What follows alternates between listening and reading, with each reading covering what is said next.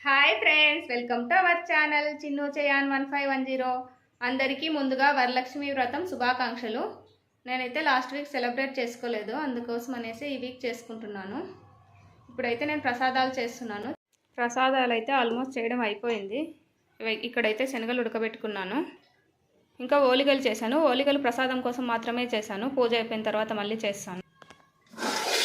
Rice కొద్దిగా white rice ఉంటుంది, అలాగే చిత్రాన్నం కలపాలి. పక్క రైస్ ఉద్ది వడలు అయితే వేసుకున్నాను. నాకైతే అంత పర్ఫెక్ట్గా వడలు వేయడం రాదు, కానీ బాగానే వచ్చాయి. ఈరోజు దద్దోజనం కోసం అయితే కలిపి పెట్టుకున్నాను. ఇంకా పోపు వేసేసేయాలి. ప్రసాదం కోసం కేసరి కూడా చేసేసాను. బెల్లమన్నం కూడా రెడీ అయిపోయింది. అమ్మవారి కోసం అనేసి పెసరపప్పు నానబెట్టుకున్నాను. అలాగే ఇక్కడ పానకం కూడా నానబెట్టి పెట్టాను. వాయనం కోసం కొన్ని అయితే నానబెట్టిన శనగలు అలాగే ఉంచేసాను. ఇప్పుడైతే దద్దోజనం కోసం అయితే పోపు వేసుకోవాలి. చిత్రాన్నం కూడా చేశాను దేవుడికి ప్రసాదం కోసం.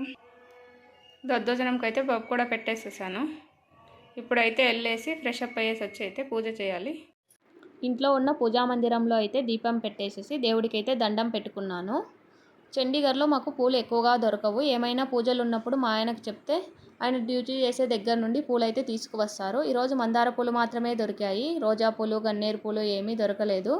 ఉన్న వాటితోనే అడ్జస్ట్ అవ్వాలి, తప్పదు కదా. అందుకోసం అనేసి మందార పూలతోనే ఇలా సింపుల్గా అలంకరించుకున్నాను. వరలక్ష్మి వ్రత సంకల్పం బుక్ అయితే తీసుకొని అందులో ఉన్న విధంగా అయితే నేను పూజ చేసుకున్నాను. ఫస్ట్ అయితే పసుపుతో గణపతిని చేసుకొని గణపతి పూజ చేశాను. గణపతి పూజ తర్వాత కలశ పూజ చేసుకున్నాను. కలశానికి కొబ్బరికాయ పెట్టే ఆనవాయితీ అయితే మా అత్తయ్య వాళ్ళకు లేదు, అందుకోసం అనేసి నార్మల్గా కలశం పెట్టుకొని కలశంకి పూజ చేశాను. ఆ తర్వాత లక్ష్మీ అష్టోత్తర శతనామలి చదువుకొని తోర పూజ అయితే చేశాను. అమ్మవారికి అయితే నైవేద్యాలు సమర్పించాను. అమ్మవారి కోసం 9 రకాల నైవేద్యాలు అయితే చేశాను. అన్ని ప్రసాదాలు కూడా చాలా టేస్టీగా వచ్చాయి. నాకు తెలిసి తెలియక ఏమైనా తప్పులు చేసుంటే నన్ను క్షమించండి. ఏ టెన్షన్ లేకుండా, హడావిడి లేకుండా సింపుల్గా ప్రశాంతంగా పూజ అయితే చేసుకున్నాను. మీరందరూ పూజ ఎలా చేసుకున్నారో నాకు తప్పకుండా కామెంట్ చేయండి. వాయనం ఇవ్వడానికి కూడా మాకు పెద్దగా ఇక్కడ ఎవరు తెలియదు కాబట్టి మా బిల్డింగ్లో ఉండే వాళ్ళకే నేనైతే వాయనం ఇచ్చుకున్నాను. ఆ తర్వాత మా ఫ్రెండ్ వాళ్ళ ఇంటికి కూడా వెళ్ళాను వాయనం తీసుకోవడానికి. ఇప్పుడైతే వ్రత కథ చదువుకుంటున్నాను, మీరు కూడా వినండి. అక్కడక్కడ కొద్దిగా మాత్రమే యాడ్ చేస్తాను. మునీశ్వరులారా, స్త్రీలకు సర్వ సౌభాగ్యములను కలిగించే వరలక్ష్మీ వ్రతం అనే మహావ్రతాన్ని గురించి పూర్వం పరమేశ్వరుడు పార్వతీదేవికి చెప్పినాడు. ఆ కథనే మీకు నేను చెబుతున్నాను, వినండి. ధవల కాంతులతో మెరిసిపోయే వెండికొండ మీద బంగారు సింహాసనం మీద కూర్చొని ఉన్న పరమేశ్వరుని దగ్గరకు పార్వతి వచ్చి నమస్కరించి, ఓ దేవదేవా, భూలోకంలో ఉండే స్త్రీలు ఏ వ్రతం చేస్తే సర్వ సౌభాగ్యాలు, పుత్ర పౌత్రాదులు, ధన కనక వస్తు వాహనాది సకల ఐశ్వర్యాలు పొందగలుగుతారో అటువంటి వ్రతం ఏదైనా సెలవివ్వండి అని అడిగింది. పరమేశ్వరుడిలా అన్నాడు, ఓ దేవి, స్త్రీలకు సర్వ సౌభాగ్యాలు కలిగించేది వరలక్ష్మీ వ్రతం అని ఒకటి ఉన్నది. ఆ వ్రతాన్ని శ్రావణ పూర్ణిమకు ముందు వచ్చే శుక్రవారం నాడు చేయాలి. అనగానే పార్వతి, నాదా, ఆ వ్రతాన్ని ఎలా చేయాలి? దాని విధి విధానాలే ఎలాంటివి? ఏ దేవతను పూజించాలి? పూర్వం ఎవరైనా ఈ వ్రతం చేసి ఫలితాన్ని పొందినారా?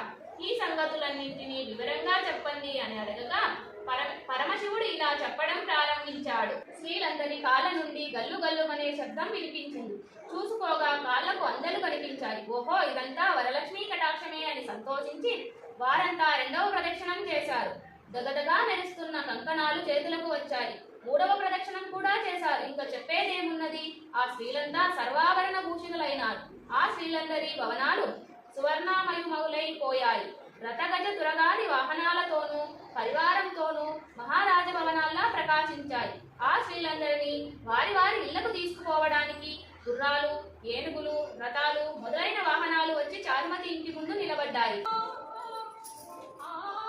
కథ అయితే చదివేసేసి అమ్మవారికి అయితే హారతి ఇస్తున్నాను.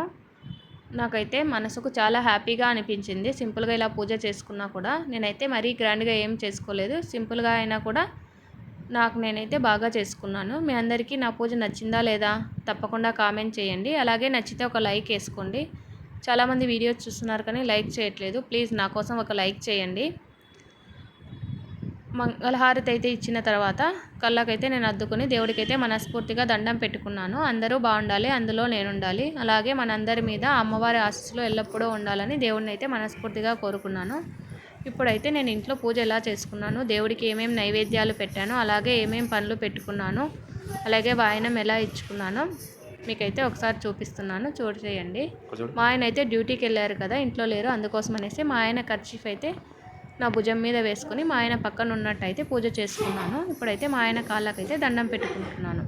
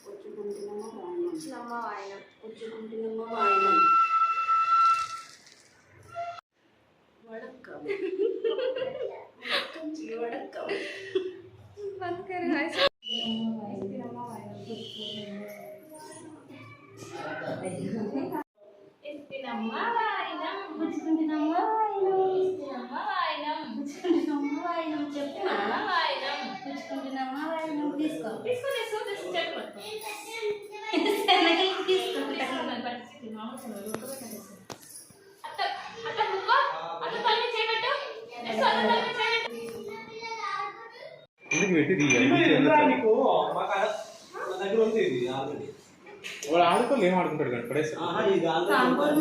అక్కడే ఉంది, పెట్టుకుంటాను. జస్సు బాయ్, జస్సు బాయ్,